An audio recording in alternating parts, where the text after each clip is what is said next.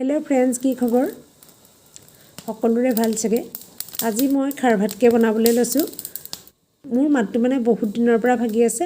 বহুতে কোৱা শুনিছো খাৰ ভাত খালে হেনো মাতটো উলাই সেই কাৰণে আজি খাৰ ভাত বনাবলৈ লৈছো ভীমকলৰ বাকলি বহুত দিনৰ আগতে শুকুৱাই থৈছিলো 3-4টা মান গেছতে এনেকৈ পুৰি ললো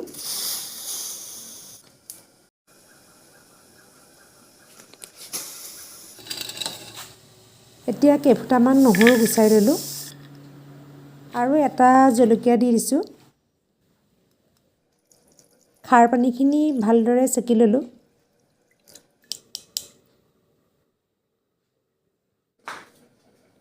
এতিয়া কেৰাহীত তেল দি তাত নহৰু আৰু জলকীয়া দি দিলো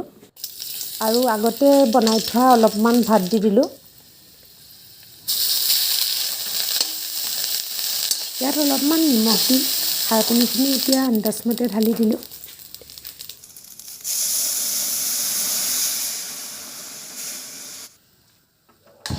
এয়া উতলিবলৈ ধৰিলে উতলাৰ লগে লগে ইয়াৰ পৰা এটা খুব ধুনীয়া গোন্ধ আহে আৰু ইয়াৰ কালাৰটো খুব ধুনীয়া হৈছে খুব কম সময়ৰ ভিতৰতে হয় এয়া ৰেডি হৈয়ে গ'ল এতিয়া একেবাৰে খাব পৰা হৈ গ'ল